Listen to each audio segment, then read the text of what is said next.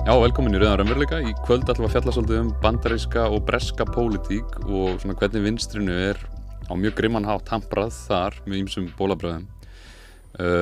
Svo vildi ég láta ykkur vita að Jared Bibler að koma í viðtal til okkar í Rauðum raunveruleika, en hann var veikur í vikunni og kemur þá í næstu viku og mun segja okkur frá fjármálahruninu og það mögnuð frásögn sem hann hefur að því hann vann í bönkunum og hann vann svo í fjármálaeftirlitinu og við erum spennt fyrir því. En Oliver hérna með mér sem að fara að vera þáttarstjórnandi hjá okkur í Rauðum raunveruleika og við erum mjög ánægð að fá hann. Þú verður með þátt á mánudaginn. Já, ég verð með þátt á mánudaginn sem að mun snúa að skaðaminkunar úrræðinu og fæ þar til mín gest sem að sérfræðingur í geðhjúkrun. Hún heitir Dr. Helga Sif Friðjónsdóttir, þannig að endilega fylgist með því. Og hún var einn af þeim sem að byrjaði frú Ragnheiði, ekki? Jú. Ég mjög spenntur að heyra. En í kvöld ætla að fjalla ameríska og breska pólitík og þetta svolítið að þínu frumkvæði að ræða þetta, en þetta gríðarlega mikilvægt og þess vegna erum við með einmitt hérna Sæþór í stúdíóinu, félagi sem að frá Bandaríkjunum, kemur þaðan. Þannig að þú þekkir væntanlega mikið Bandaríkin og hefur sagt okkur og kennt margt og svo Trausta Breiðfjörð Magnússon líka hérna með okkur, félagi. Og já, við byrjum kannski bara á því að spyrja þig Sæþór, hvernig staða vinstrisins í Bandaríkjunum? Frá mína skoðun það engin vinstri. Það var undir Joe McCarthy sem var formaður FBI tók sem verkefni að drepa vinstri partur af Bandaríkjunum og þeir fór inn í háskólar, þeir fór inn í menntaskólar, þeir var að gera alvöru árás á allt vinstri pólitík og svo nú allt sem það mörg Bandaríkjamenn sem með vinstri skoðun en þeir ekki með nein formlegt staðar að gera pólitík og svo allt Bandaríkjunum kannski kapitalismi headquarters og þetta hefur takið mest árangur að bara skila fólk frá öðrum. Það mjög lítil stemning, mjög lítil tenging og svo næstum allt pólitík byggt á auglýsing og tilfinningar og svo kom næstum allt upplýsing frá borgað talking heads, við segjum á ensku. Eitthvað fjölmiðlafólk. Já, og þeir næstum allt in on it og svo þetta mjög cynical leikrit og oft það sem sett upp fyrir bóðið, þeir segja þeir vinstri en ef þeir fekk sæti eða umbóð að stjórna þá þeir svíka allt stefnu sem vinstri Bandaríkjamenn langar í og skoðun sýnir að Bandaríkjamenn langar að fá í stjórn en fekk aldrei út af þetta ekkert alvöru stefnu, þetta ekkert loforð og það engin tenging á milli kjósendur og pólitíkus í Bandaríkjunum. Það var eitt sem að lét mig fatta svolítið hvað þetta langt komið í Bandaríkjunum, hvað mikið barist gegn þessu var þegar ég heyrði frá einhverjum amerískum prófessor, heimspekiprófessor sem dáinn núna, hann var að tala að þegar Bill Clinton var í framboði á sínum tíma, að þá var rosalega mikil von í kringum hann að þarna myndi loksins fyrir að gera eitthvað að viti og ég fatta að Bill Clinton herferðin var alveg eins og Obama-herferðin, we can do it, yes we can, þú veist, og allir svona ótrúlega hopeful og þannig, en svo hann bara enn annar grímuklæddur kapitalisti að þjóna sérhagsmununum. Skilur þú í ensku orð memetics sem meme orð kem frá memetics. Þetta eins og formúla sem haldur áfram svo til dæmis það hægt að hugsa stundum vöruna eins og Gucci, eins og memetics. Þetta með samtök, þetta með vöru að selja, það með skoðuna fólk og það haldur áfram til allt vöru ónýtt og fólk hugsa ekkert eins lengur luxus. Svo að halda áfram með bandarísk ríkisstjórn og kapitalismi og þessi nútíma ríkisstjórn, þeir þarf alltaf að endurræsa og hafa eitthvað nýja skilabóð fyrir fólk sem sorgleg með gamla hvað sem gerist áður. Svo það var fólk sem var með von fyrir Clinton og svo hann svíkaði og það tók nýja breyting að selja Obama. Hann var ekki að gera akkurat eins og Clinton samt á eftir. Það var sama sögu. Og svo við erum nú að horfa í 2024 kannski sama munstur að gera aftur. Já, algjörlega. En fyrsta vídeóið sem við ætlum að skoða einmitt frá þeim sem í svona helstu mótframboði við Joe Biden í demokrata formannskosningunum. Það hún Marianne Williamson og við ætlum að skoða svolítið frá henni. So what do you say to those who point out that yes, you are popular with younger voters and on TikTok, but you can't win a Democratic presidential primary. You're essentially a spoiler candidate. And so by primarying Biden, all you're doing is weakening him in the general and making it easier for a Republican to beat him in 2024 in what will be a very tight election. Well, there are two things about what you said. First of all, you said I'm a spoiler candidate. I'm not a spoiler candidate. I'm running in a primary. So you can't be a spoiler if you're running in the primary.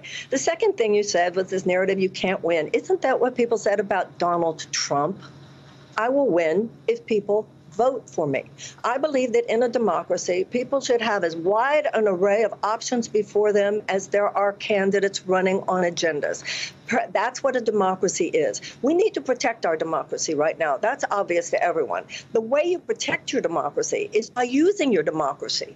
Candidate suppression is a form of voter suppression. So this idea that I'm a spoiler, no, I'm not a spoiler. I'm a candidate in a primary, and it's very important, I believe, that the president debate me, that the president debate any other people who are challenging him. At a time like this, when the fascists are clearly at the door, we should be having a very serious conversation about what it will take to defeat them, and not just accepting what the DNC has to say because a few elites have decided it's going to be Joe Biden. Heyr.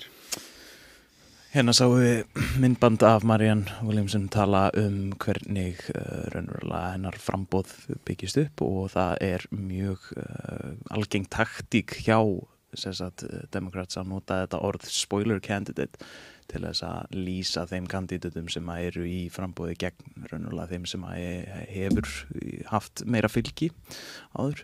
Hvað myndið þið segja? Þetta svona, myndið þið segja að þetta sé ákveðin slaufunartækni? 100%, þetta fáránlegt sko, því hún einmitt að segja, þannig segir hún, ég að bjóða mig fram í forvalinu, þannig að þetta eru kosningar innan demokrataflokksins, hvernig get ég verið eitthvað split candidate ef við erum fyrst að berjast í forvalinu hver verður. Já, mjög góð punktur. Sérstaklega Biden talar þú veist, við erum að koma í veg fyrir að lýðræðið falli með að kjósa mig, þú veist, ef Trump verður kosin þá fer lýðræðið, og svo það að segja á sama tíma, en við viljum samt ekki að þessi kosin formanninn, þetta fer ekki saman. Þú veist, það sé verið að tala að sé verið að verja lýðræði en samt banna lýðræði eða svona tala mjög sterkt gegn lýðræði. Og þau eru búin að loka á það verðingar viðræðir á milli frambjóðenda í forvalinu hjá demokratum. En til dæmis ég man að Marianne Williamson var að prófa í 2020 líka og ég man ég var mjög hrifin með það sem hún sagði fríð. Sagði við, we have a Department of War, we should have a Department of Peace. Og mér fannst þetta góð rök. En það sem ég man eftir var allt demokrater, allt þessi millimenn sem mjög hrifin með flokkur, þeir fannst þetta barnaleikur og heimskuleikur og það var sönnun og sýnt hvernig hún var ekkert alvarlegur kandidat ef hún var að tala svo barnaleikur fríð og stríð. En þetta var í mínu skoðun besta partur sem hún var að tala Ég var sammála mikið stefnu hennar, en þetta var uppáhaldsmitt, hvað hún talaði fríð og ég trúi hún meinti það, því þetta partur af stefnun hennar.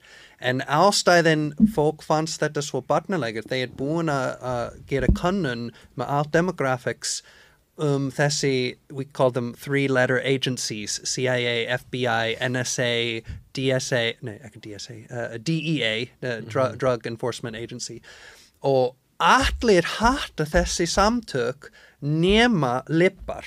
Þessi fólk sem sterkasta demokratar kjósendur. Þeir elskar FBI. Þeir keyptir bókin hans komi að þetta var í lagi að koma inn í lýðræði 2020 af því hann sagði þetta í bókin hans. Svo það sýnist í flokkar sem takar nafnið vinstri fullt af fólk sem finnst fríð barnalegur og elskar leynilöggan og FBI. og mainstreams fjölmiðlarnir svona einhvern veginn fara í þetta að þú sett barnalegur átt að tala fyrir frið. Já. Og þetta sorglegt af því Bandaríkjum stærsta vopnaframleiðslar í heimi, þeir líka stærsta vopnaseljendur í heimi og marg, eins og ég, segir að þeir að búa til stríð að selja vopnar. Så folk som bandarískur og langar ekki svona mikið einbeiting á stríð, hún en fullkomin kandidat að setja sér framan fyrir folk sem langar að snúa frá þessi stríðsleið og velja einhver sem segir nei, minna svona. Það mitt líka svolítið það, eins og ég segið, varandi að segja sér barnalegt. Þetta oft svona algengt að raunverulega gera ráð fyrir því að kandidatin séu ekki með svona sem einfalt sjónarmið á svona alheimspólitík, en það raunverulega að draga mjög mikið úr blæbrigðum þess sem að þeir kandidat segja, og eins og hún talar þetta mjög mikið svona elitisma innan demokrataflokksins, og það í sjálfu sér mjög sterk svona corporate hliðin á demokratum, og það virðist vera að þeir séu mjög mikið á móti því að hún öðlist eitthvað svona fylgi, en hún komin núna raunverulega eins og komið inn á í þessu vídeo, hún með sterkt fylgi frá yngra fólki á TikTok, haldið að það muni skipta sköpum. Hann einmitt haldið alveg niður í mainstream-fjölmiðlunum, hún fær bara eitthvað svona umfjöllun þar sem hún ásökuð, og þessi gæi þarna á MSNBC, hann á að vera svona lengst til vinstri á MSNBC. Hann markasettur þannig svona meira til vinstri en allir hinnir, en svo náttúrulega bara not like this, skilur alltaf það, sko. Og hann sem split candidate í forvalskostningum. En þessi vinstrasta á CSNBC, þetta pólitík allan daginn sjónvarps stöð var byggt að fylla subscription television. Þeir eins og með íþróttir, þeir þarf að hafa allan sólarhring af efni að selja, og svo þeir var að byggja upp þessi pólitík síríu, og nú þetta heila industry að selja báðir á YouTube, fólk gera það sjálfstæðin og líka fyrir fjölmiðlun eins og CSNBC. Så þeir veldi hann meira eins og Hollywood bíómynd að casting fyrir besta, fallegasta maður að vera nýja Thor. Þeir fann einhver sem þeir get selja vinstri, en samt tilbúin taka skrift og segir spoiler candidate, af því þetta var minna alvöru rök og hafa orð spoiler candidate sagt sama tíma að Marianne Williamson sýnt á sjónvarp. Þetta meiri psychological, og hann alltaf til að lesa og vera á skriftin, samt hann selt sem vinstri, og fólk sem bara meiri kannski barnalegur sjálfur, sem langar að vera vinstri, held að hann gaurinn að hlusta að fá vinstri skilabóð, en ef þetta stýrað, þá kannski þeir að heyra alvöru helsulegt, málefnilegt vinstri dót. Líka í Bandaríkjunum svona overtón glugginn, hann náttúrulega mjög langt til hægri, þannig að það sem vinstri þar mjög langt til hægri kannski í öðrum löndum. Bandaríkin svo rosalega ekstrím til hægri með þetta, þannig að það bara 2 flokkar sem þú getur kosið og geta náð völdum, og hægri flokkurinn þar republikanar og vinstri flokkurinn demokratar, og þetta eiginlega eins og við getum bara kosið kannski sjálfstæðisflokkin og viðreisn. Viðreisn væri vinstri flokkurinn.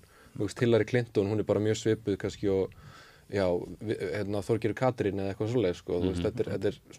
Þetta það sem gengur og gerist í Bandaríkjunum, og svo kemur einhver sem að endurspegla fleiri sjónarmið en þessi, 2 þröngu í Bandaríkjunum, stígur fram og vill eitthvað upp á dekk, þá fær viðkomandi svona treatment. En demokrater líka með þessi ritstjórn, þeir undergrafa basið þeirra. Svo í 2020 allt hóp kýs Trump meira en í 2016 nema hvít menn. Svo svartir, hommar, konur, allir kýs meira fyrir Trump í 2020. Svo demokrater byggt á, við getum verið svíkara og hræsnara, en við eigum the minority vote, við eigum hinsegjar, við eigum svartir, en þetta ekkert sagt, fólk frjáls að kjósa fyrir eitthvað annað, og þeir ofta Bandaríkjum að safna hægri fólk sem langar að vera fyrirtæki eigendur eða eitthvað sem innflutt frá annar land, og þeir kannski hægri og finnst þessi woke líðin of mikið eða hræðilegt, og svo þetta líka ekki gott fyrir demokratar að sýna svo mikið virðingleysi með kjósendur af því þeir ekki með nóg mikið að brenna beisin. Áður en við förum yfir í næsta kandidat sem við tökum fyrir, hverjar teljið þið vera svona líkunar á að hún Marianne nái að sigra í aðalkosningum demokrataflokksins? Hún geta því miður ekki talist háar. Og það ekki þannig með, þú kannski veist meira Sæþór, en þú veist þegar kemur að því að þó þú sért mjög nálægt í að vinna the popular vote, þú veist, þú fær meira hluta atkvæða, og þá eru demokratar ennþá með vopn í höndum sér, að þeir eru með þessa superdelegates sem að flokkselítan sjálf ákvarðar hvert fer. Já. Þannig það ekki, ég held að sé þannig faktist að þú gætir unnið meira hluta atkvæða, en að því að elítan í demokrataflokknu villið ekki, að þá geta þeir bara tekið út. Jú, svona svipað eins og gerist kannski við Bernie Sanders. Já, ég segi prósent 0. Það ekkert hægt. Þeir var að halda literally, bókstaflega fund sem heitir Anyone But Bernie fund í 2020 sem Obama var mætt, Hillary Clinton var mætt, Pete Buttigieg var mætt, Nancy Pelosi var mætt, all þessi mjög valdríkir demokratar og þeir var að plana hvernig að svindla, að make sure anyone but Bernie wins og þá til dæmis var sýnt með Super Tuesday, Bernie Sanders var fyrst og fremst og þeir var að gera baktjald skipting með Clyburn og öðrum að bara og segja Super Tuesday bara til skjóð þetta svona stór kostningadagur það sem kosið í mörgum fylkjum stór dagur hann í forvalinu. Já, svo þetta var línu þegar það fer frá líklegt Bernie til Biden had in the bag og það sýnt að þeir var líka tilbúin að svindla ekkert bara að taka pappir úr boxið og breyta tölur, þeir var líka að svindla með fjölmiðlu, með hvaða fylki fer fyrst og hver var að styrkja og þeir lofaði þessi ráðherra sem Pete Buttigieg með núna, hann Transportation Secretary, Obama lofaði ef þú segir upp núna, svo Biden get fá þitt styðjendur, við lofum sætti í framtíðinni og svo hann sagði ok og líka Amy Klobuchar hún var svo bara hent út í rust en hún segði upp samt það gengur vel fyrir þeim en Elizabeth Warren hún var með engin pening á eftir og svo fekk $9 million frá einhver sem var búin að gefa Obama pening, svo það var hægt fyrir henni að halda áfram. Hún var síðast, en samt hún var nummer 1 sem var að deila kostning með Bernie Sanders. Þessi tveir var vinstrasta fólk á pappir, svo það var sumum sem var að versla og langar í vinstri en ekkert svona vinstri, svo ég taka Elizabeth Warren. Og hún var að halda áfram, hún var spoiler candidate að svindla Bernie Sanders og þetta smá fyndin að einhver sem partur af demokrata velin að segja að Marianne Williamson, þetta næstum alltaf varping, their own guilt projected onto others. Þetta leiðir yfir í næsta sem við ætlum að kíkja á og það hann Robert F. Kennedy yngri og við ætlum að taka fyrir 2 vídeó frá honum. Annars vegar það sem hann talar svolítið svona censorship eða slaufun á sjálfu sér og hins vegar hann stefnu varðandi Kína. Who censored you and why? Well, most recently, the networks all censored me, including this network. But most recently, and I think most offensively, the White House was asking the social media sites to censor me. There were also attorney generals, I think 18 or 13 Democratic attorney generals who contacted the social media sites and asked them specifically to censor me. But, we now have, because of the Twitter files and because of these email dumps, we now have clear evidence that there were White House personnel who were ordering the social media companies to censor me, and it had nothing to do with misinformation. In fact, nobody's been able to show a single statement that I've ever made on my Twitter or any social media that is factually inaccurate. It was because I was dissenting from government policies. And, in this country, we built this country so that to allow our citizens to complain about our public officials. And that's, Robert, to me, a clear violation of the First Amendment. Bam. Góður, mic drop hann sko. Hafið skoðað þessi Twitter files? Já. Hvað lærður þar? Svo Twitter, fyrst Jack Dorsey sem var formaður Twitter alvöru white supremacist, hann bara nasistar. Það sýnt hvernig hann var að ritstjórna Twitter þegar hann var formaður. Það var hægt fyrir rasistar og nasistar að bara vera á Twitter. Og fólk sem var á rasismi var oft bara bannað. Og þetta var eins og hreiðar fyrir lippar og millistétt og demokratar kjósendur í Twitter fyrirtæki. Þeir var með bara eitthvað brjálægða tölu af starfsfólk. 80,000, 100,000. Uber líka með nokkrum 10,000 starfsfólk sem gera hvað enginn veit en þeir vinna hér. Og þegar Elon Musk keypti, það var svo mörg af þessi hóp sem var á gekk honum og svo bara fyrir revenge hann nýja eigendur, þetta kapitalismi, hann á Twitter núna, hann deildi allt þessi dirt og upplýsing sem var gert innan Twitter áður en hann tók við. Og það var sýnt að FBI og CIA var með starfsfólk inn í bygging og var með eigin takan. Það var hægt að bara eyðila hóp og accounts og profil sem var bara fyrir engin ástæðin, þeir bara langar að gera það og það var partur af þessi ritstjórn og það var ekkert hægt að deila Twitter files upplýsing á venjulegt fjölmiðlan eins og CNN og stöð sem kannski venjulegt fólk að hugsa á, svo hann þurfti að finna fólk sem út í horni sem var til að sýna svona upplýsing. Og það var mjög erfitt fyrir venjulegt fólk af því þetta að byrja að vera eins og centrifugal force. Fólk búin að hunsa allt þessi fjölmiðlun eða bara hlusta á þeim. Og svo fyrir fólk sem að hlusta á upplýsing, eina hóp heyri og læri Twitter files og allt þessi ritstjórn og í mikið uppnámi það. Og hinn teimi segir það gerist ekki, það ekki til, þetta bara áróður. Elon Musk get ekki trausta það sem hann að deila, Matt Taibbi eða Glenn Greenwald eða ég man ekkert hver var að deila þessi. Þeir á þessi svarta lista, þeir ekkert alvarlegur. Miðlunum eins og CNN og MSNBC. Já, svo þetta út af Bandaríkjum menn sem þarf að vita hversu mikið ritstjórn gert á Twitter, á Facebook, á TikTok, ekki TikTok, á allt vestræna fjölmiðlun.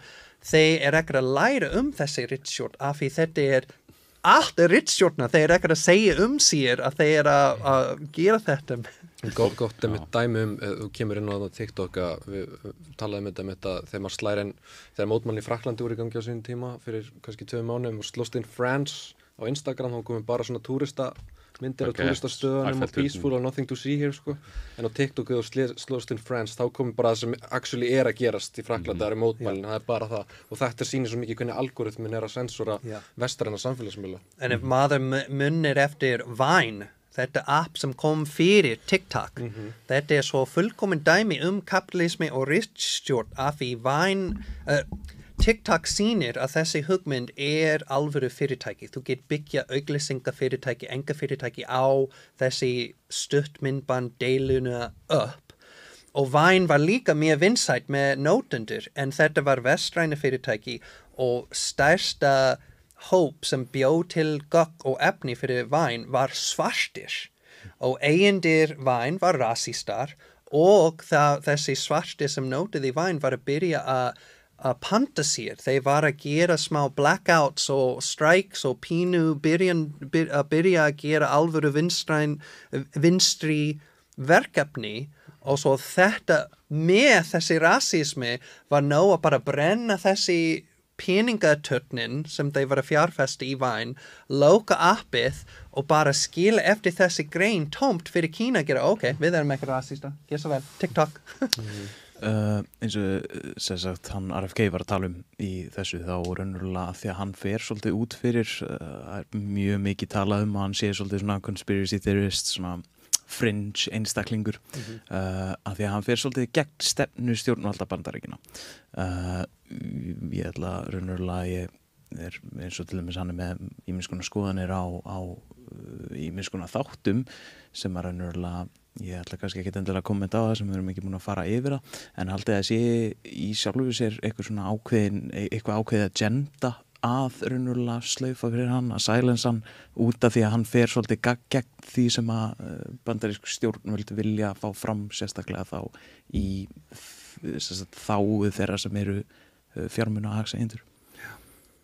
100%, það er bara alveg 100%. Hann mitt þarna, ef maður hlustar á lengri viðtöl við hann, hann lengi búinn að vera að berjast fyrir náttúruvernd, vernda vötnin í Bandaríkjunum. Gegn svona stórfyrirtækjum sem eru að menga og... Já, og allt fullt sko að merkjúri í vatninu núna, og hann hefur talað það, þegar hann var barn, þá gæti hann veitt fisk með pappa sínum og frændum og eitthvað, og farið heim að borða, en nú það bara ekki hægt eiginlega neinstaðar í Bandaríkjunum, því að það of mikið merkjúri bara allstaðar. Þannig að hann hefur mikla reynsla því að vera að sko díla við stórfyrirtækin sem að reyna að ljúga, og svo eftirlitsstofnanirnar eins og Food and Drug Administration og Environmental Protection Agency sér hvernig þau eru bara algjörlega mjög ofta að ganga erinda fyrirtækjana, ekki að díla við raunveruleikan, heldur að hlýðra hlutunum til þess að ákveðnir hagsmunaaðilar geti komist upp með ýmislegt og grætt meiri pening. Og fólk einmitt að setja út á að hann sé andstæðingur bólusetninga, en það náttúrulega verið að setja svolítið út úr samhengi þar, en svo heldur ekki skrýta hans skeptískur með sína reynslu af því hvernig stórfyrirtækin eru að koma fram og eru að svíkjast undan, og hann bara að biðja accountability með þarna eins og í öllum öðrum sviðum, líka með hergagniðina, en hann mjög áhugavert þegar hann einmitt var að bjóða sig fram fyrst, að hann heldur ræðu, þú veist, og allir helstu miðlarnir er að gefa út ræðuna, nema hvað þá er ótrúlega léleg gæði í mynd og hljóði á fyrstu ræðin hans, og það stóð á öllum hjá The Independent, Guardian og fleiri bandarískum miðlum á YouTube,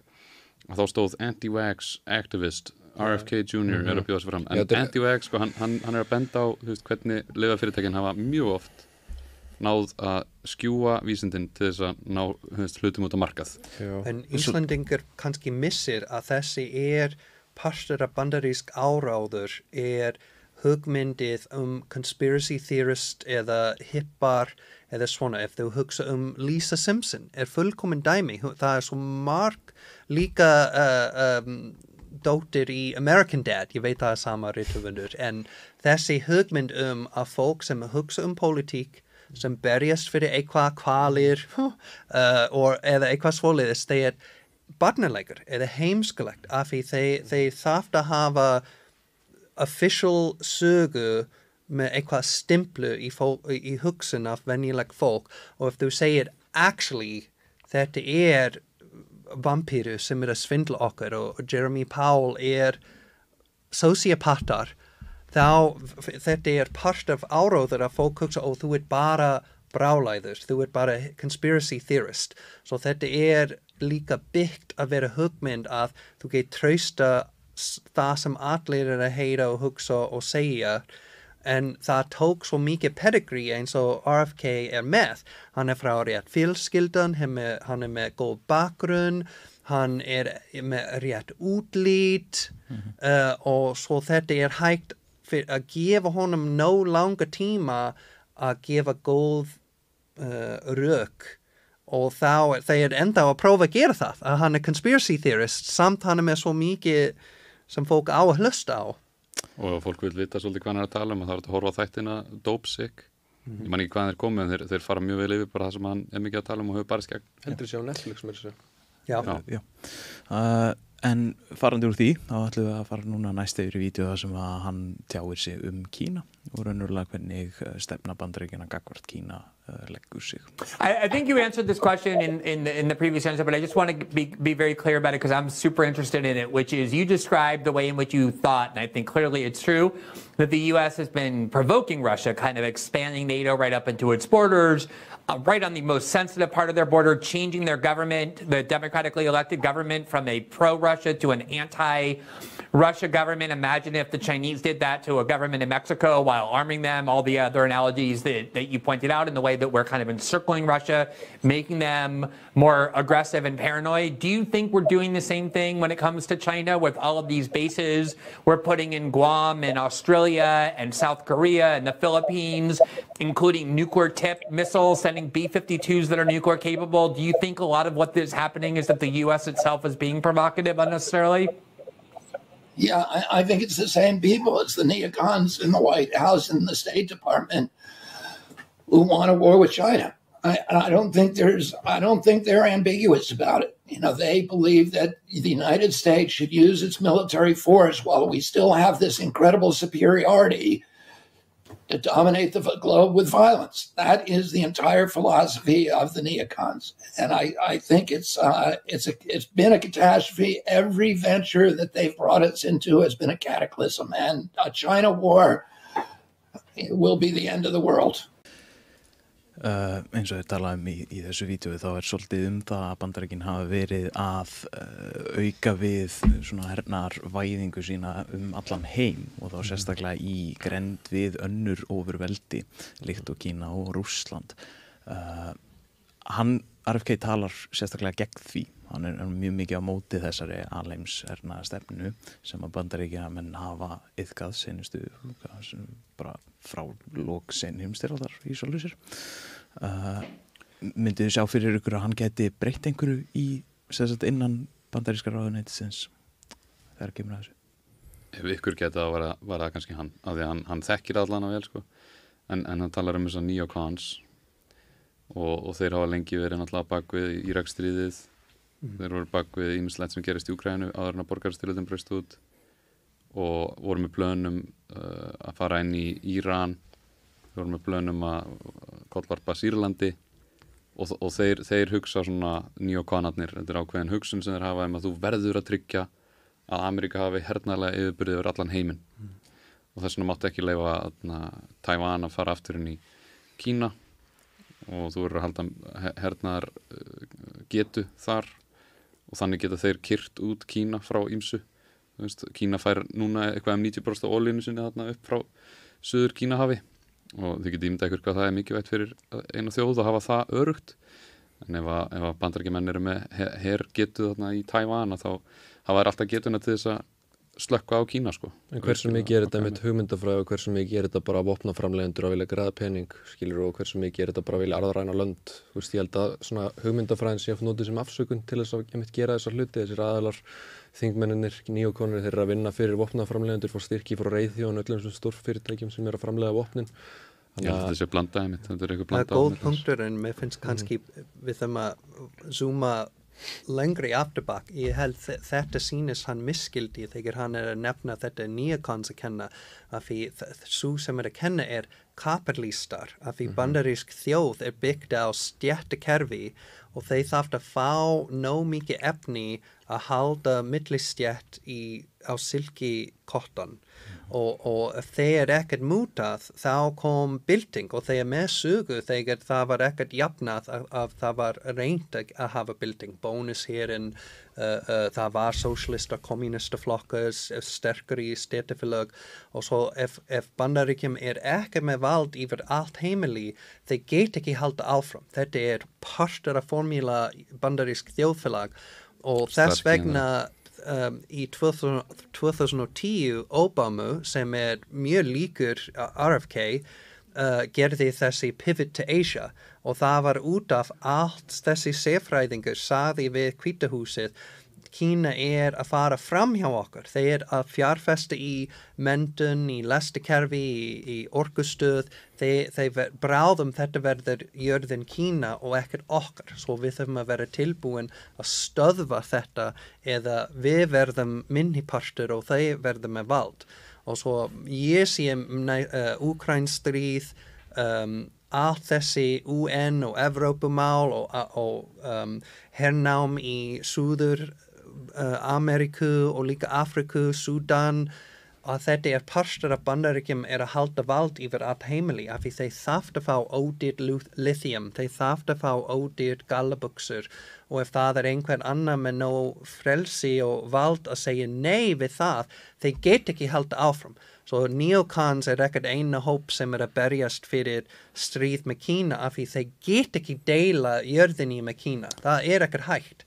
Þetta var partur af marxismi hugmynd þessi falling rate of profit. Þú fekk minna og minna yfir tíma og þetta sagt Bandaríkjum. Allt fyrirtæki, allt fjárfesting að fá minna og minna en þetta byggt á endurlaus ræktun. Gróða. Já, og svo þeir get ekki deila ef Kína líka að fá stór partur af jörðinni, svo ef hann segir, við ætlum ekki að hafa stríð með Kína, kannski hann meinir það, en það meinir endunum kapitalismi Bandaríkjunum, en hann ekkert kapitalismi, hann ekki með svör að breyta yfir á eitthvað annað, svo þetta incompatible að halda áfram með kapitalisma en ekkert gera stríð með Rússland og Kína. Mér langar að sýna ykkur eitt annað myndband, RFK var hjá Joe Rogan í podcasti og hann sagði þetta merkilegt þar. So, but what his view is that he believed that the view of Americans abroad should not be, a soldier with a gun. It should be a Peace Corps volunteer building, wells, and it should be USAID helping poor people, and it should be Alliance for Progress building middle class. And that's what he did. And he started the Kennedy Milk Program to give nutrition to poor kids all over the world. As a result of that, in Africa today, there are more statues to John Kennedy, more boulevards named after him, more hospitals, schools, universities, avenues in all the major cities named after him than any other president.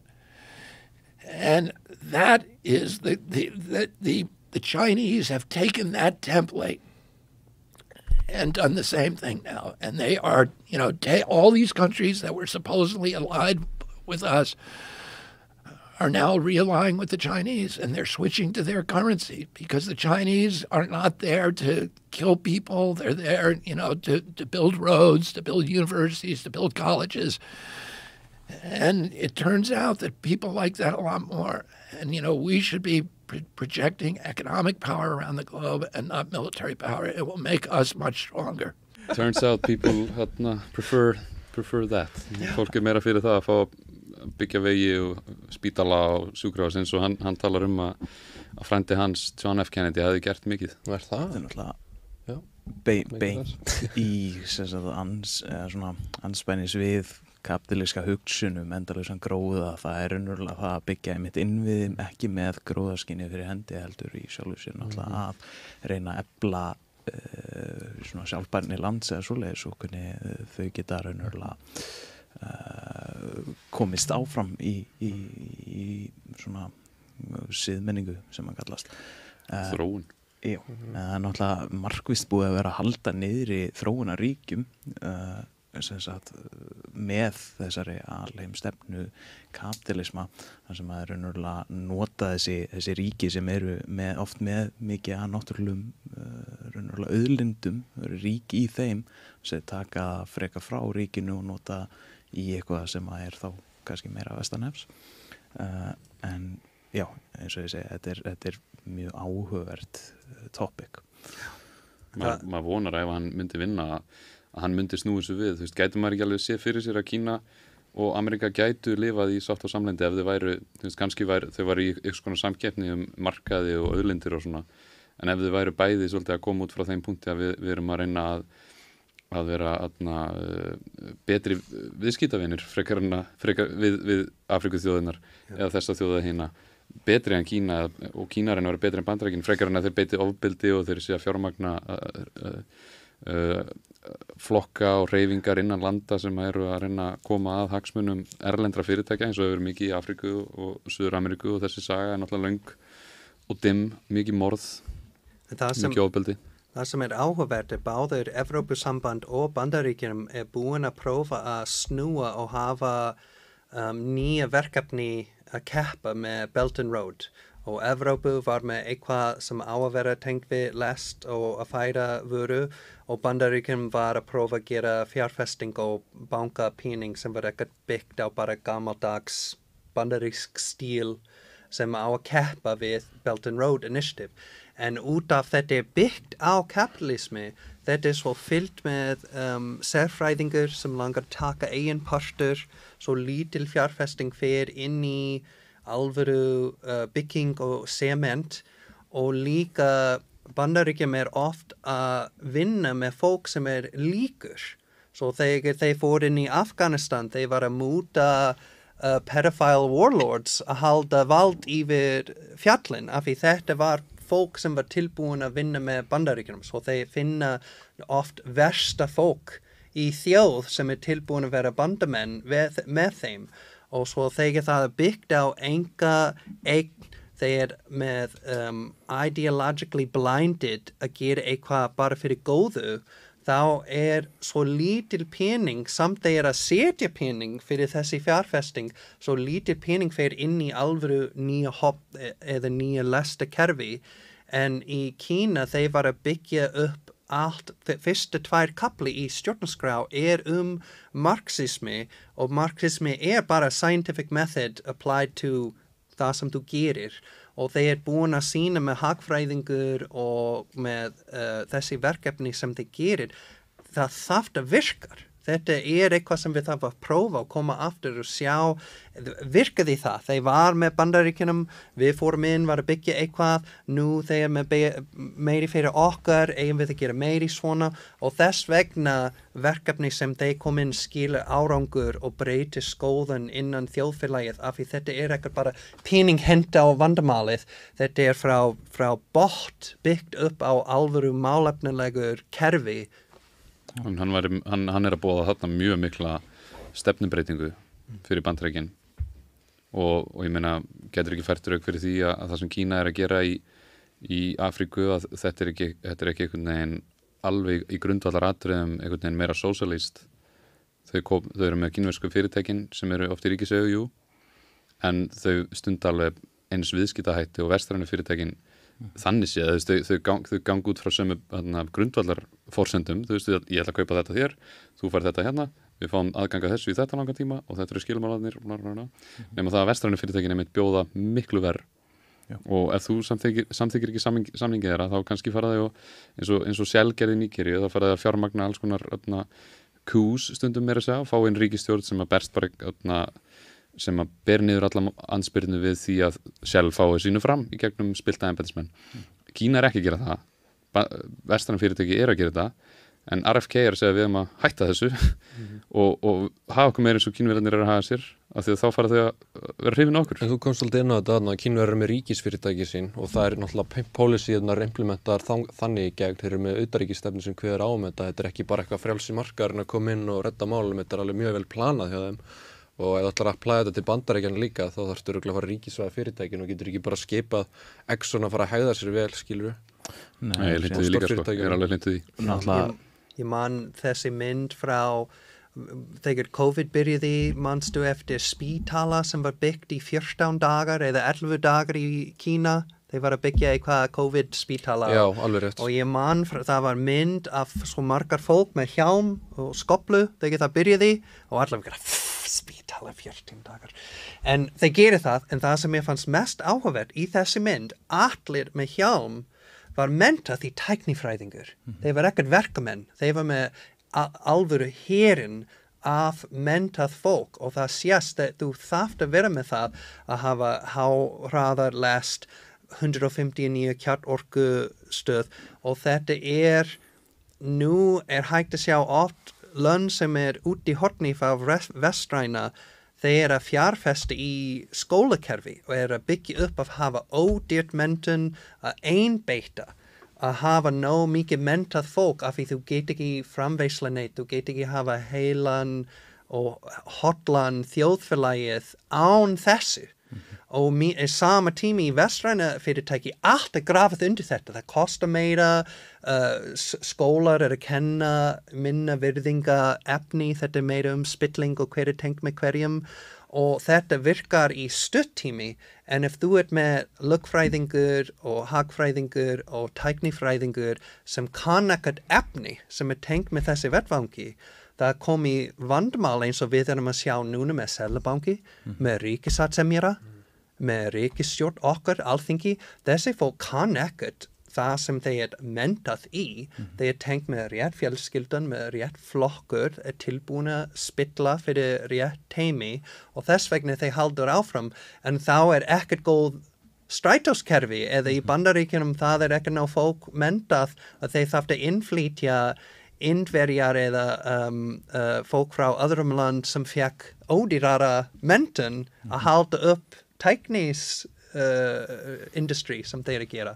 Ég mjög hlindur því að þjóðvæða þessu olíufyrirtæki, eða heimsvæða þau, bara taka í miljón bita skilur og nota þau, en maður gæti samt, eins og kannski með Samherja hérna heima, að þegar að þú sérð að Shell búið að gera þetta sem það gerði, og það var að borga með leiguliðum, það var að íta undir stjórnmálamenn sem tóku síðan völd og fengu síðan bara greiðan tilbaka, að bandarísk ríkisvöld gætu lögsótt þetta fyrirtæki fyrir að, brjóta lög, þú mátt ekki gera þetta, þú ert að brjóta alls konar fokkin lög með því að vera að láta drepa fólk, hafa áhrif á kosningar í landi og svona, en það er náttúrulega ekki bara gert.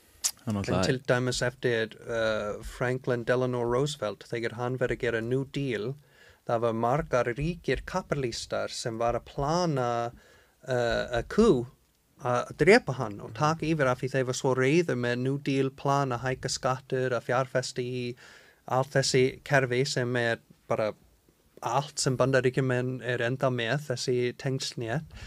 En þeir var svo tilbúin að halda vald, þeir var tilbúin að drepa hann, en það kom engin refsing af því barnabarnið eitt af þessi teimi var George Bush Sr. Svo þeir haldi því áfram að vera valdríkir fólk og svo loksinn fekk forseti tvísvar inn í ætingu af þessi svíkara sem var tilbúin að drepa forseti að stoppa nýja stefnu, og þeir gerir þetta líka með frændan hans RFK sem hann búin að segja, svo þetta ekkert nóg að hafa góð stefnu að sigra að vera tilbúin að berjast fyrir betur stefnu, þú þarf líka að vera bulletproof. Það ekki nóg að vera flugmaður í flugvél sem alveg bara slitinn í sundur og skiptir ekki endilega máli þá skiptum flugmannum. Það ekki svolítið líkingin. Nú, algjörlega. Það einmitt nákvæmlega bara að því að náttúrulega bara markvisst búið að vera að svona deregulata í Bandaríkjunum bara allt til þess að einmitt auka undir gróða svo að fyrirtæki þurfi ekki að fylgja þessum kostnaðar sem raunverulega lögum eða svoleiðis. Ég held einmitt að sterkasta breytingi sem þyrfti að eiga sér stað innan Bandaríkjunum væri einmitt í reglugerðarbreytingu, það þyrfti eiginlega bara einhvers konar nýja að einhverju liði stjórnarskrá, alveg eins og þar hérna á Íslandi. Þessi deregulating endpartur af nokkrum áratug plan, svo þetta ef maður fer djúp inn í pólitíkusögu, það hægt að læra þessi rík fólk, mest að kenna kokkbræður sem fekk olíupening frá fóður sinnar, bara fullkomin dæmi af kapitalismi, og þeir setja mark að breyta pólitíkus, þeir var að múta pólitíkus, þeir var að byggja upp nýja kennsluskólan sem 40% af dómara Bandaríkjunum fer á milli þessi kerfi, og svo þeir var að setja upp plan og nú þetta komið með árangur, og þetta verður mjög gott að hafa einhver svona kerfi í forsetistaður, en þetta get ekki verið breytt í 4 ár. Það þarf líka verið djúp langtímaplan að breyta hverjum fylgi, á hverjum bær, á hverjum dómara, til dæmis að eins og hefur lengi verið talað og margir tala fyrir að ná peningunum út úr pólitíkinni, að þú sért ekki með fyrirtækin að styðja frambjóðendur og þeir þurfi fyrirtækin til þess að geta allt sem lobbyismin alltaf bara mútur. En síðan sem lobbyði þetta var Obama, margar eins og ég trausti því, en samt hann var að búa til kabinet hans með list sem Citibank var að gefa honum. Svo hann sagði bless með allir sem hjálpaði honum að koma inn í forseti og fekk list frá Citibank og fyllaði allt kabinet hans. Ríkisstjórnina sína. Já. Akkurat. Á þeim nótum þá förum við inn í einhvern sem var raunverulega sterkur í aðstóð við Obama á fyrir tímum og svo Bernie Sanders einna mér og það Dr. Cornel West fyrir ekki. Dr. Cornel West, the moral philosopher and civil rights activist, is running for president. Dr. West will be a singular voice for serious social and political change in an electoral system saturated with corporate money and rigged to crush third parties. He calls for a paradigm shift, a realignment of the ideological landscape, demanding that we redirect the focus of governing institutions from the demands of markets and corporations, the military machine, empire, and the ruling oligarchs to poor and working people. His decades-long commitment to the oppressed, his fierce opposition to American militarism and empire, his condemnation of the grotesque avarice of the billionaire class, and his determination to halt the ongoing ecocide will see him contemptuously dismissed by the establishment. If this campaign becomes a movement, and it will need a lot of organizing to get Dr. West on the ballot and build grassroots support, the array of forces that will seek to discredit and sabotage his candidacy will be formidable. The Israel lobby, the war industry, the courtiers in the media, the corporatists, the billionaire class, and the Democratic Party leadership will be as vicious to Dr. West as these forces in Britain were to Jeremy Corbyn and his supporters. What hope third-party candidates have of achieving victory in our current political system remains to be seen. But one thing is for sure, short of a political revolution that overthrows the ruling corporate duopoly, we are headed not only for corporate tyranny, but ultimately the extinction of the human species, along with most other species.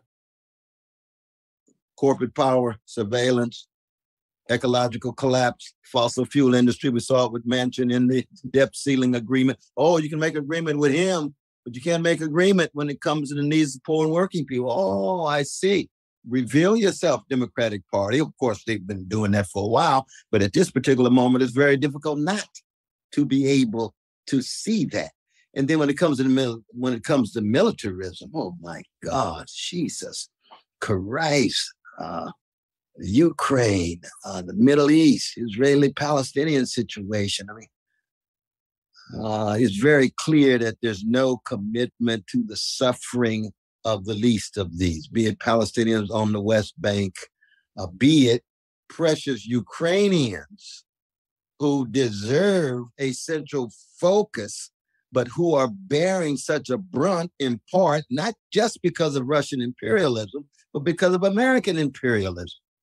And so the NATO expansion is a fundamental factor here, and it's been downplayed by the rationalizers of the war.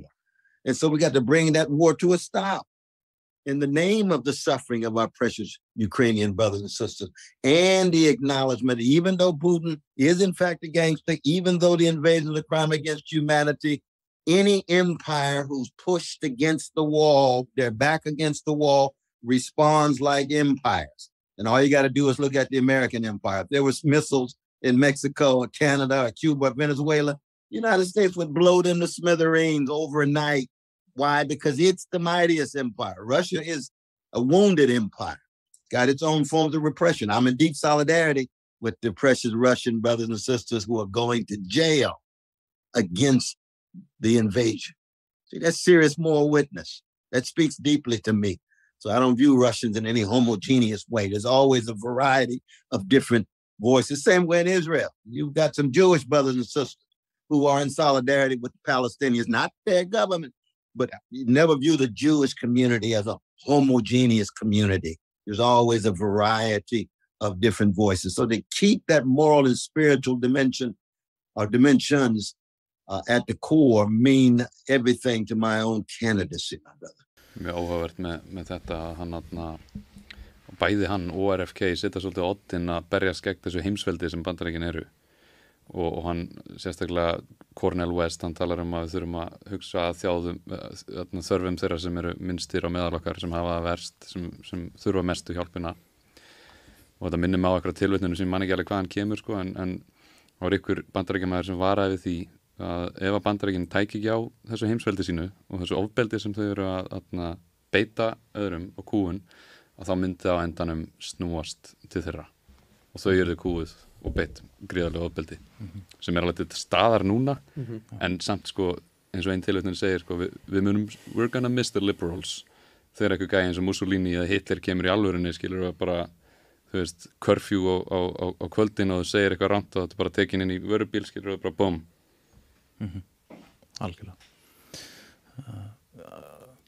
eins og Cornel segir þetta raunverulega einn sérstakur punktur sem að mér finnst mjög áhugaverður og við komum svolítið á eftir þegar við tölum Corbyn og hvernig hann var slaufaður innan raunverulega Labour partísins það raunverulega þetta að horfa á eins og til dæmis Rússa eða Ísraelsmenn eða bara hvaða hóp sem mitt homogeneous entity að gera ekki greinamun á milli raunverulega mismunandi flokka og stöðu einstaklinga innan þessara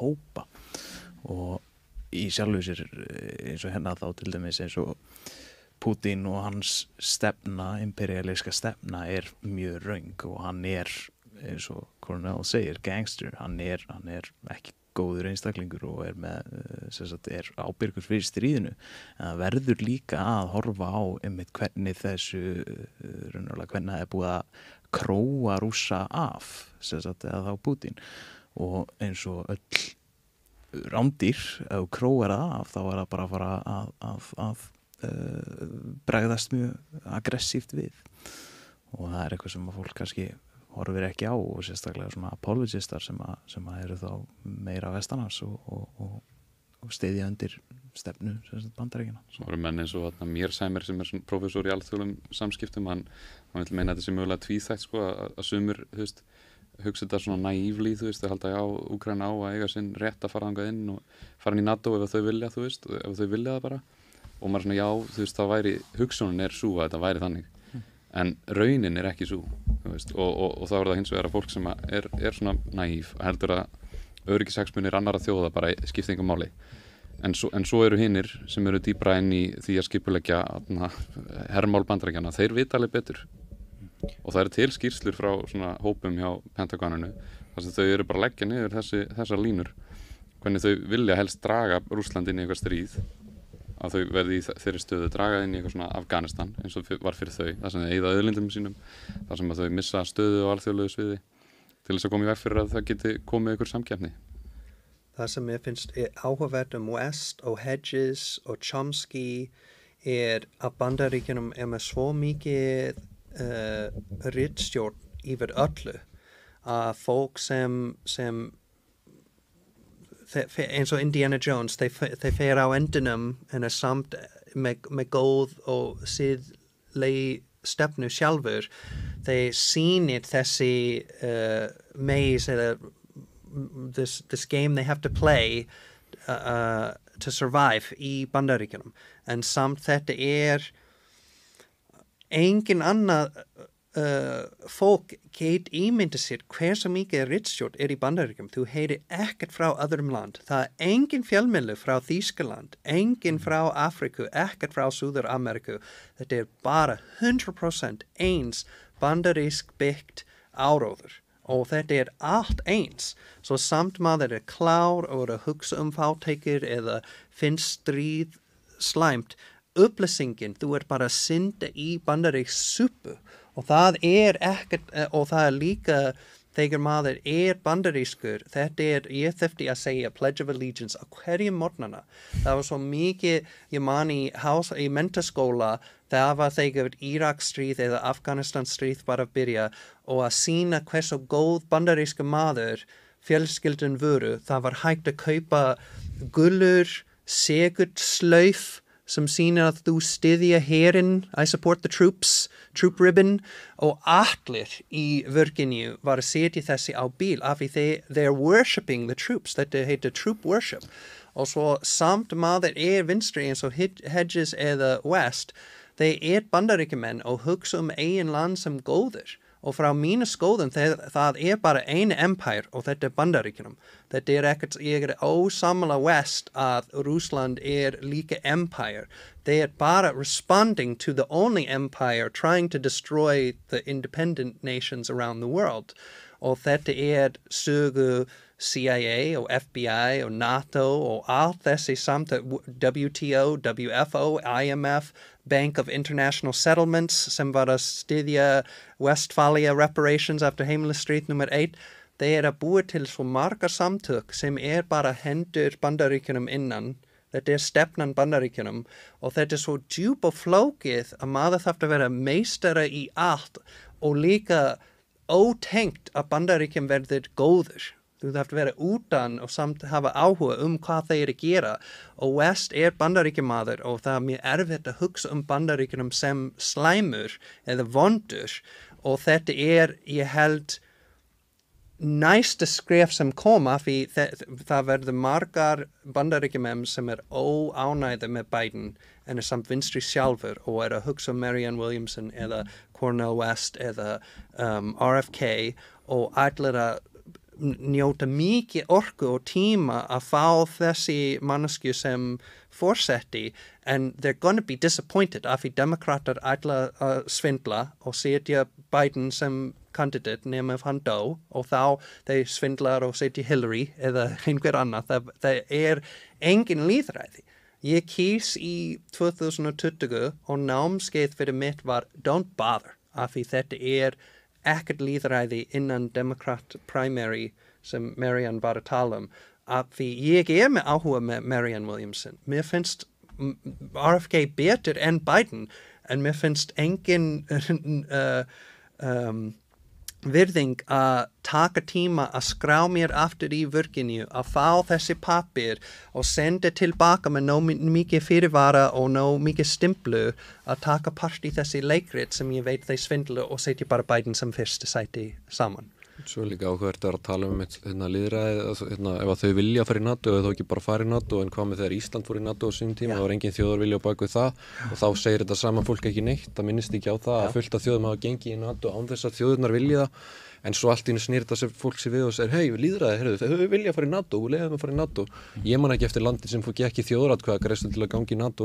Núna var Svíþjóð og Finnland, hvort var það sem komið. Það eitt sem ekki Svíþjóð sem alltaf að reyna að koma Tyrkir að stoppa. Jú, og það var ekki gengið til þetta þjóðaratkvæðagreiðslu út af því. Við vitum ekki, og svo þetta rosalega bindandi. Leiður komin í NATO, þá virtually impossible að fara úr NATO því að það bara virðist vera það ekkert land gengið úr NATO og þetta örugglega, ef það erfitt að ganga úr ESB fyrir Bretland þá held ég að ennþá erfitt að ganga úr NATO.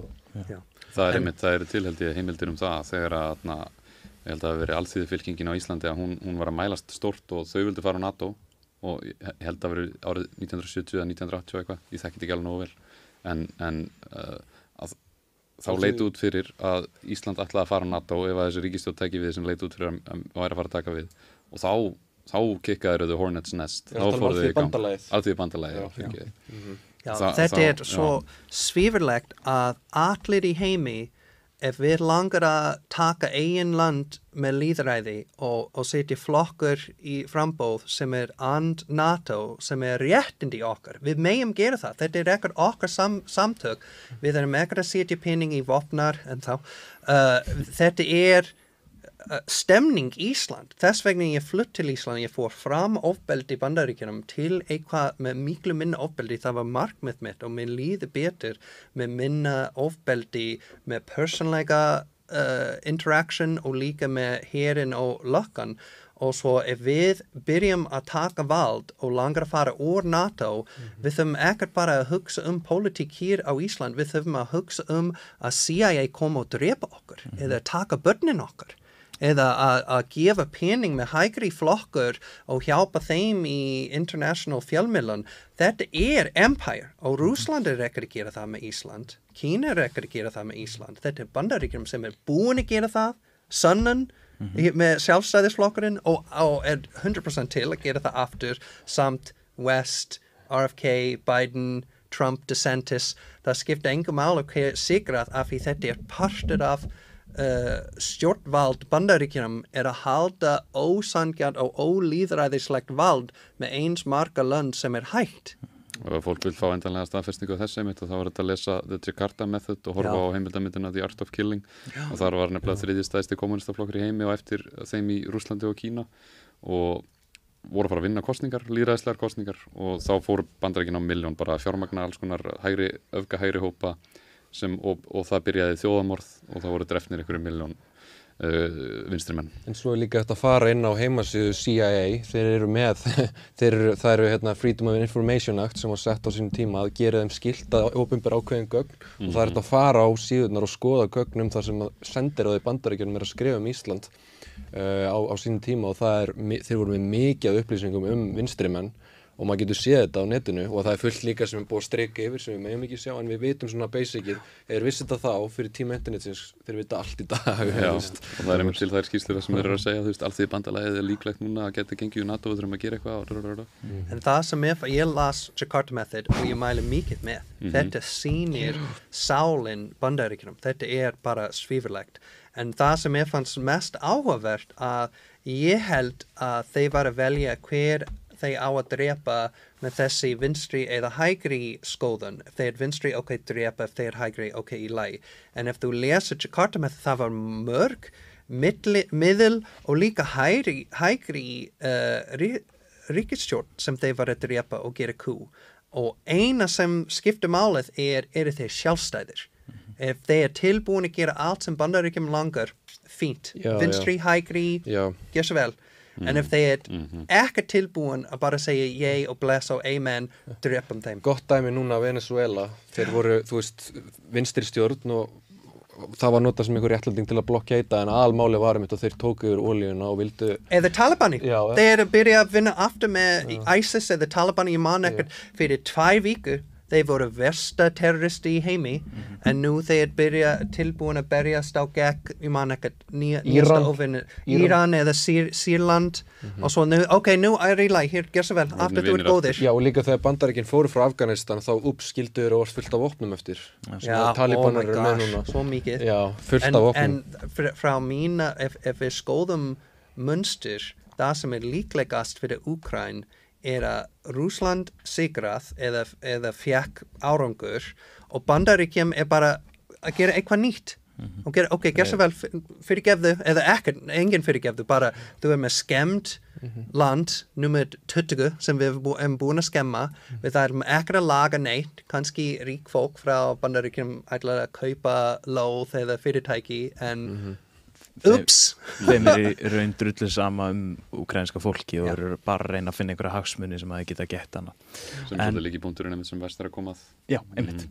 En hérna úr þessu þá ætlum við að fara yfir í viðtal við, sem sagt, annars vegar styðjanda Corbyn og hins vegar mót, sem sagt, aðila.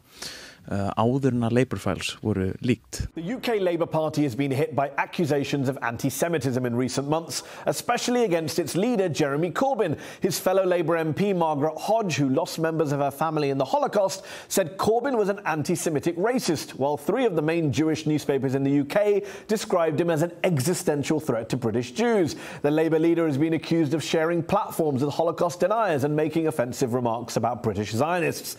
His supporters, though, argue that Corbyn is a lifelong anti-racist and that the attacks against him are smears designed to discredit his strong support for Palestinians and prevent criticism of Israel.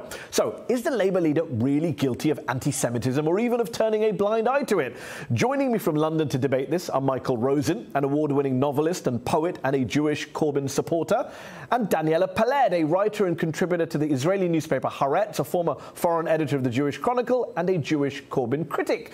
Thank you both for joining me in the arena. Daniela, speaking on Wednesday at his party's annual conference in Liverpool, Jeremy Corbyn said, "We will work with Jewish communities to eradicate anti-Semitism, both from our party and wider society." He says there's a problem. He says he's dealing with it. That doesn't sound like an anti-Semite, does it?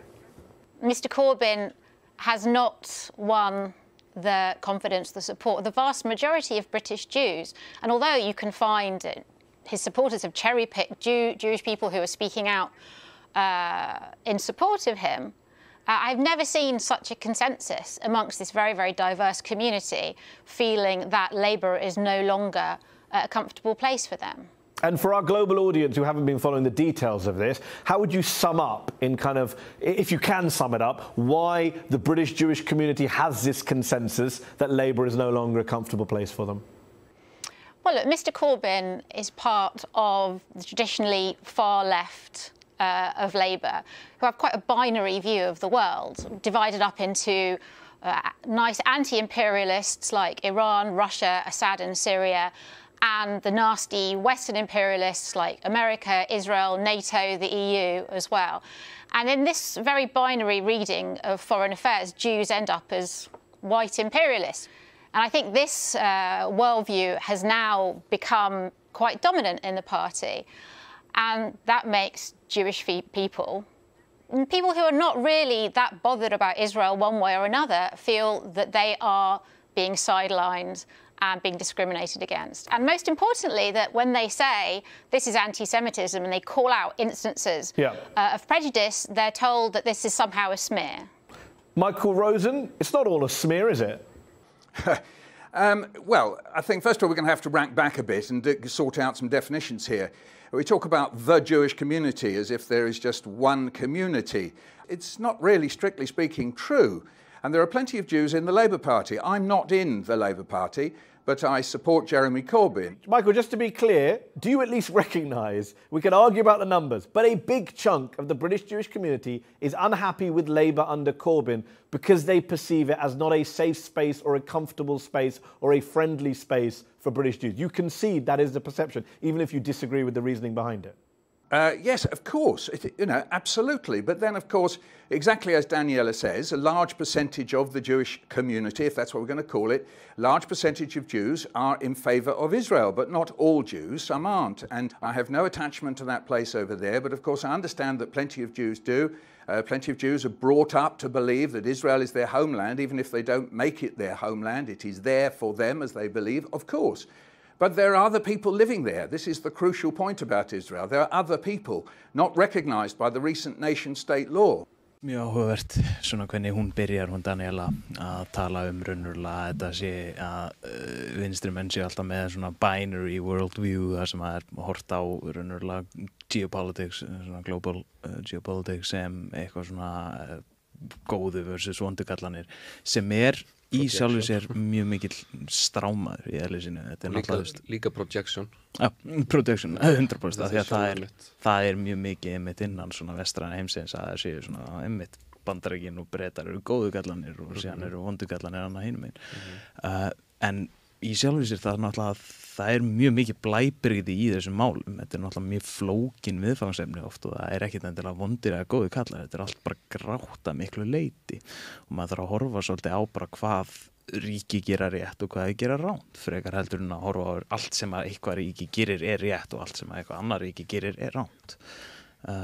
Með Corbyn, mér finnst þetta besta dæmi hvernig það engin lýðræði í Bretland, af því ef það var hægt að hafa, ef það var lýðræði í Bretland, Jeremy Corbyn hefði sigrað. Þetta var bara mjög slæmur, vondur, spilt og mútað hóp sem var að ljúga. Þeir var að ljúga, þeir veit það var lýr. Það var mörg blaðamenn eins og Owen Jones og öðrum Medi sem var tilbúin að bara svindla. Þeir var að selja sálinn fyrir ávísun. Þeir veit 100% hvað þeir var að gera. Þessi fólk siðblindar og þeir var að svindla og það sem kom í staðin fyrir Corbyn var Boris Johnson. Og það var akkurat eins with Bernie Sanders og lippar í Bandaríkjunum. Þeir var að svindla Bernie Sanders og í staðin kom Donald Trump. Og svo þetta ef fólk sem þreytur með hægri stefnu byrja að safna kringum vinstri fólk eins og Corbyn eða RFK eða einhver annað og lippar og fólk með vald svindla svo það tekast ekkert eins og þeir gerði með Corbyn, það setjur upp hægri menn sem þessi töfra virkar ekkert á að sigra. Myndi líka segja stór þáttur í því náttúrulega bara að tveggja flokka kerfi í sjálfu sér ekki lýðræði. Það bara það virkar ekki þannig. Þú veist, lýðræði raunverulega svona melting pot af mjög mikið af mismunandi hugmyndum og stefnum þar sem að fólk með mjög mikið af mismunandi hugmyndum og stefnum og það eru bara tveir flokkar sem standa fyrir annar hvoru liðinni. Það náttúrulega ekkert. Við erum með hvað nýju en þeir gera akkurat eins með sósíalistaflokkar hér á Ísland. Já. Þeir eru hunsa eins og þeir hunsaði Bernie fyrst, þeir að blekja, þeir að gera ritstjórn með spurningar fyrir sósíalistar, með tíman, með dagskrá, með hversu oft fólk boðið í silfrið, í pattborðið. Þetta hægt að svindla með 2 flokkar eða 9. Mér finnst það sem að missa lýðræði inn í flokkur og lýðræði inn í þjóðfélagið af því þú get fá einhver fullkominn sem makes it to the end and becomes president eins og JFK. Og þeir fengu nýr leiðtogi í verkamannaflokknum Keir Starmer með hann búin að vera að fara í hreinsanir innan flokksins og að pörsa í burtu vinstra fólk og að koma í veg fyrir að það geti tekið þátt í flokknum og eins og kom fram í Labour Files og það ekkert minnst á það í þessu viðtali og bara ekkert minnst á það, þetta bara rosalegt revelation sem kom fram í þeirri heimildamynd, mjög vönduð heimildamynd. Tekað fram, þetta viðtal var áður en að Labour Files. Já, þetta kom áður, ok. En maður hefur aldrei séð þetta síðan eða tala þetta, bara blackout í kringum þetta bara heimsklassa heimildamynd sem að sýna fram á að flokkurinn vann gegn honum í kosningunum þegar Theresa May vann hann 2000 og man ekki hvenær 17 eða eitthvað og það var munaði svona að myndi vinna en þeir náðu að koma herslumunum á þannig að hann myndi ekki ná að vinna. Þetta einmitt þannig að viðtali sem hann horfa á fyrir nokkrum árum og þá þetta svona serious eða þá þetta, ok, Jeremy Corbyn anti-semite og allir að tala það og pæli því og þetta hefur verulega áhrif en svo kemur þessi Labour Files þáttur út. Mælum með að allir kíkja á, þetta eru nokkru klukkutímar í heldina, þetta eru 3 eða 4 mismunandi segment þar sem að farið yfir allt sem gerðist hana í bæði áður en að Labour Files, áður en að Jeremy Corbyn tekur yfir og svo hvernig það einmitt systematískt bólað fólki sem að studdi við Corbyn og sérstaklega sem voru anti-síanistar á móti Ísrael sem ríki, hvernig þeim raunverulega tróðið hana út undir því undir þeim formerkjum eða svoleiðis að þetta væru antisemitar en við ætlum að kíkja núna á nokkrum mínútna vídeó þetta. Al Jazeera has obtained the largest leak of documents in British political history. Oh my God, this is unbelievable. It is absolutely shocking. Hundreds of thousands of internal communications expose how operatives secretly take control of Britain's Labour Party. The Labour Party is a criminal conspiracy against its members. Free speech was shut down. They tell the inside story of how Sir Keir Starmer, who could be Britain's next Prime Minister, leads a lawless party. I've waited 17 months to appear in front of you in this hall as leader of our great party. Confidential documents expose tactics to discredit and expel rivals in the party. People are actually quite dangerous who are in with the Labour Party. They were playing with people's lives here. They reveal how Starmer's predecessor was undermined by a smear campaign from within. It disabled him as a politician and as a potential Prime Minister. Really nice to see you here. Goodbye. How British democracy, known as the mother of parliaments, is being undermined by spying and dirty tricks. No one would expect that a political party would associate themselves with the whole-scale hacking of the press.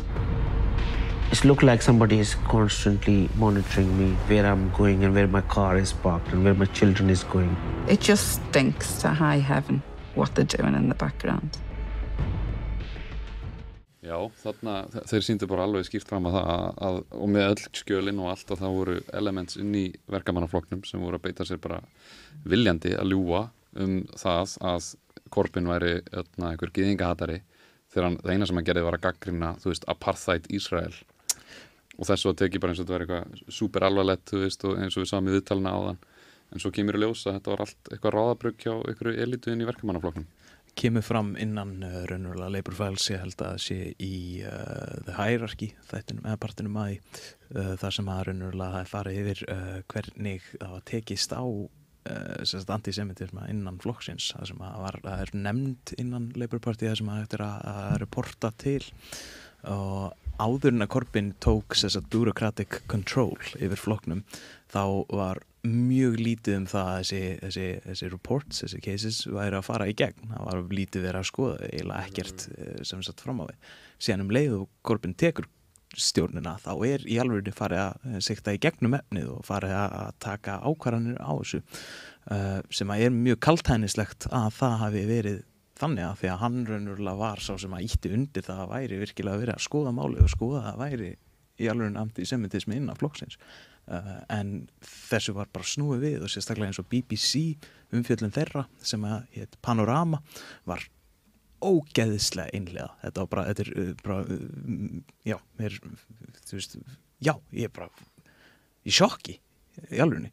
Þetta raunverulega þú veist bara það ekkert, þetta mjög algengt að raunverulega þessi umfjöllun sem á sér stað í mainstream media sé einhlega, en raunverulega hvernig þetta var farið fram, það var fengið einungis andstæðinga Corbyn í viðtal í þessu, þrátt fyrir að þetta væri heilt yfir vandamál í flokknum, þó að var það ekkert. Svo líka svo skýrt hvað þetta var mikið bulla því að núna það búið að aukast rosalega kvartanir í verkamannaflokknum múslímahatur eftir að Starmer tók við. Var engin fjölmiðill að tala það, ekki neinn. Og það er skýrt núna útlendingaandúðin að aukast bæði Bretlandi og í verkamannaflokknum eftir að Starmer tók við. Það einmitt annað sem mjög kaldæðinstætt sem að kemur inn á í Labour Files það að einmitt hatur gagvart þeim sem iðka íslam, múslimum, var stór, þú veist, það var miklu stórfenglegra. Var ykkur mikill antisemitismi þarna inni, eða var það bara verið að mála, þú veist, apartheidstefnu sem antisemitisma? Alvöru bigots var allt innflutt. Þeir voru frá öðrum milliflokkur og þeir veldi að millifæra innan Labour-flokkur að vera svíkara inn í flokksins. En þeir voru svo sem var eina sem var sannan var alvöru anti-semites. Þeir voru svíkara frá fyrsta deg. Så það var enginn sem var alvöru Labour-flokkur politikus sem var anti-semites. En það var anti-semites í Labour-flokkur, en þeir voru svíkara sem kom að svíka, en þeir var eina dæmi. Það líka komið inn á í þessari heimildamönd raunverulega hverja þessi sem að voru andstæðingar, sérstaklega mest vókal andstæðingar Corbyns voru associating með, þess að voru raunverulega í svona slagtogi við og það var mjög mikið það voru bara þeir sem eru borderline, þú veist, það sem mætti kallast nazistar. Þetta var oft svona eins og English Defence League og fleiri þannig fylkingar. En þeir reyndir líka að gera anti-semites með Bernie Sanders og það tekast ekkert af í hann Jew sjálfur. En þetta sést hvernig ef þetta kapitalista þjóðfélagið og kapitalistar á fjölmiðlun, þetta bara eins og verslun. Þeir það bara að finna, þú kvenhatara eða þú transfób eða þú gyðingahatara og þeir bara að finna eitthvað sem þeir get held virkar. Og annað góð dæmi var Bernie Bros. Það var fyrsta útgáfan var Obama Bros. Og það var hugsað inn í Hillary Clinton teimi. Þeir reyndi að finna, hann svartur Obama og þetta betur Pokémon-punktur, identity politics-punktur sem ég með sem hvíta konur, svo hvernig get ég undergrafa þessi id-pól-punktur? Ég skal segja að fólk sem hrifið með Obama allt hvítir menn sem hatar konur. Og það virkaði ekki með Obama, en fólk með svo lítil skoðun, það var hægt að bara take it out, dust it off, rename it Bernie Bros, og það tekist samt það var mikið, Bernie Sanders, það var 24 kandidats í 2020, og hann var með 55% af homar. Var til. Samt Pete Buttigieg var homi sjálfur inn í þessi keppni. Så hann var með allt þessi minorities var fyrir Bernie Sanders. Það var minnsta hvíta hópin, en samt þeir var með dagskrá, með fjölmiðlan, var hægt að mála stofnandi Bernie Sanders sem hvítir menn. Svo líka þessar afsakanir eru alltaf að afhjúpa sig sem svo mikið bulla, því að einmitt líka með Bernie þá var afsökunin hann svo gamall, hann of gamall til að gegna embætti en svo Biden að fara að bjóða sig aftur fram og hann eldri en Bernie var 2020 og það engar umræðar þetta.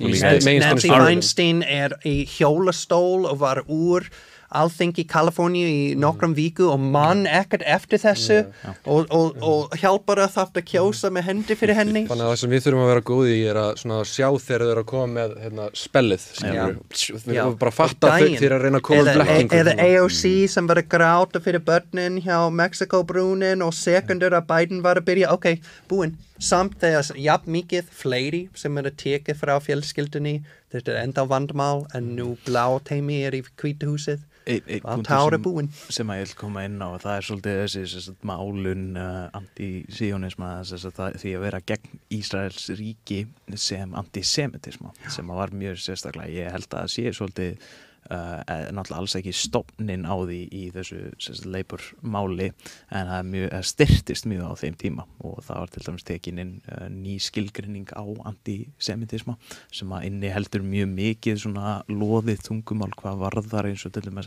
því að vera gegn Ísrael en það einn blaðmaður í þessari heimildamynd sem að frá Suður-Afríku og vann undir Nelson Mandela á sínum tíma og varð vitni að apartheidstefnu Suður-Afríku og það sem hann gerir hann bara segir bara hreint út það sem að gerast í Ísrael-Palestínu bara apartheid, þetta bara nákvæmlega það sama og þetta finnst mér vera mjög hættulegur hættulegu veður að feta að byrja að blanda inn einmitt þessu og sért raunverulega semitískur að vera móti gyðingum út frá því að þessu gyðingar fyrir ykkar heldur vegna þess að þeir eru að stunda mjög fasíst stjórnarfar. Einmitt Cornel West var rekinn úr Harvard þetta Vinity School því hann var vókal að standa með Palestínu fólki. Eflaust margir sem hafa ásakað hann einmitt að vera antisemitismi semitisti.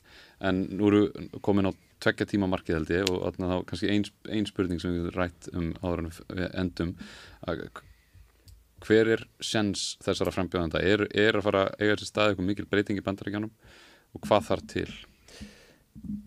Ég held að það þarf mjög mikið til. Ég held að það þyrfti mjög stór hluti þjóðarinnar að mobilæsast og bakka upp einn kandidat sem að myndi þá fara gegn Biden í þessum málum sem að ég tel fyrir eitthvað ólíklegt sérstaklega það sem að mjög mikið verið að reyna að svona dreifa úr þessu og reyna svona að myrkja vatnið svo kalla. Ég held að líkunar eru á því að Biden verði endurkjörinn sem formaður Demókrataflokksins og þá raunverulega annarkvort fer þetta í eina leið og það eru republikanar vinna bara út frá því að demókratar vinstri í Bandaríkjunum sé svona skipt þeir eru ósáttir við það að Biden hafi unnið fara svolítið úr því eða það að demókratar vinna og hlutir verða bara eins. Og eitt sem ykkur smávon hjá mér allavega að við erum að sjá mikla aukningu í þáttöku í verkalýðshreyfingum og stofnun verkalýðsfélaga og það streist á móti alveg endalist mikið en allan að unga fólki mikið og fleiri líka af eldri kynslunum að beita sér mun meira í verkalýðsfélagum. Ætli það sé ykkur svona vegvísir? Hvað segir þú, Sæþór? Ég segi 100% chance that this ends in disappointment fyrir forseti. No matter who wins, we all lose.